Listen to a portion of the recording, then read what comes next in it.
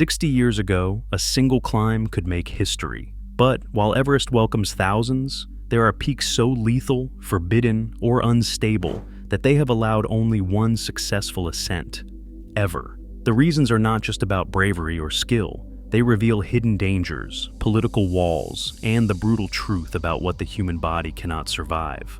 So, why did these mountains surrender only once? And what changed, turning feats of conquest into warnings we cannot ignore? In the summer of 1865, a young Englishman named Edward Whymper stood atop the Matterhorn, claiming victory for Britain in a race that had transfixed Europe.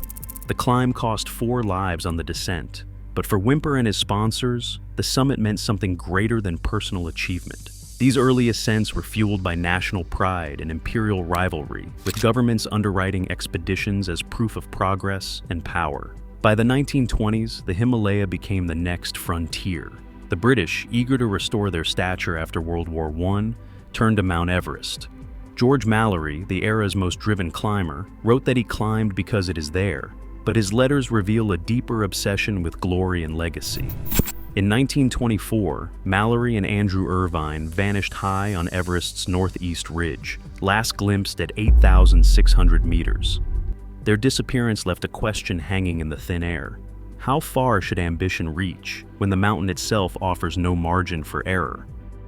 By the 1950s, the definition of achievement in the mountains had changed. Hermann Buhl, an Austrian climber, set a new standard on Nanga Parbat in 1953.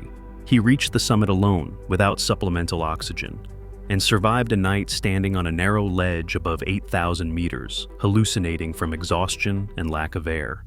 Buhl's solo tactics defied the siege-style expeditions of the past, and they pushed the idea that individual audacity could overcome even the harshest conditions. In the decades that followed, the pursuit of style became a contest of national pride and personal risk. Jerzy Kukuczka, climbing out of communist Poland, finished all 14 8,000-meter peaks between 1979 and 1987, often choosing new, harder routes and winter ascents. He climbed with minimal gear, often in brutal weather, driven by both personal ambition and the weight of Cold War rivalry. For climbers like Buhl and Kukuczka, risk was not a byproduct, it was the measure of greatness. A place on Everest's south side costs between $40,000 and $100,000, yet the price buys no guarantee. By 2024, more than 6,600 people have reached the summit, many through guided expeditions that rely on an invisible workforce. Sherpa teams fix ropes and carry oxygen, often risking their lives to support clients with little high-altitude experience. On busy days, over 200 climbers can crowd the upper ridge, forming bottlenecks in the death zone. The system's fragility was exposed in May 1996, when 8 people died in a single storm. Delays from traffic jams and the pressure to reach the top overrode basic safety, trapping guides and clients high on the mountain as conditions collapsed. The commercial model, designed to make the summit accessible, also multiplied the consequences of failure. When the margin for error narrows, one mistake or a sudden weather change can turn a guided climb into a mass casualty event. Above 8,000 meters, the human body cannot truly adapt. It only deteriorates. High-altitude physician Peter Hackett describes the death zone as a place where every hour erodes judgment, coordination, and organ function. Climbers face not just exhaustion, but hallucinations and confusion, symptoms of the brain swelling with fluid known as high-altitude cerebral edema. Lungs can drown from within as high-altitude pulmonary edema fills airways with fluid, often without warning. More than half of non-accident deaths above 7,000 meters are linked to these conditions. Rescue is rarely an option. Decision-making grows slower just as the margin for error disappears.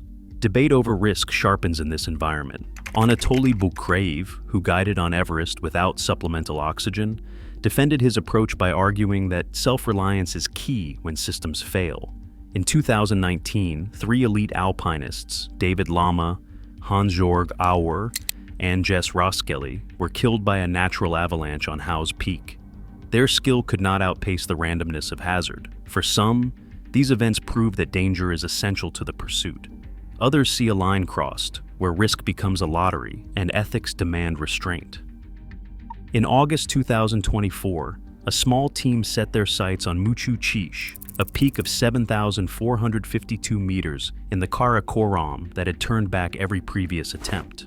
For 3 days, storms battered their high camp, threatening to end the climb before it began. Then a sudden break in the weather opened a narrow window, just 48 hours of clear skies and stable snow. The climbers moved quickly, threading through collapsing seracs and over steep, exposed ridges. By the afternoon of the final day, they reached the summit, knowing that another delay would have sealed them in by avalanche or storm.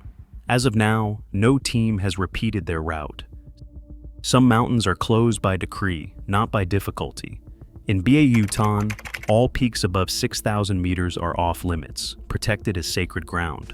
Elsewhere, warming twice as fast as the global average is erasing once stable ice and turning classic routes into hazards. Legal bans and a shifting climate now decide which summits remain forever untouched or briefly possible, then lost. Some summits resist us, not from lack of will, but because the world itself is shifting. As climate and conflict redraw boundaries,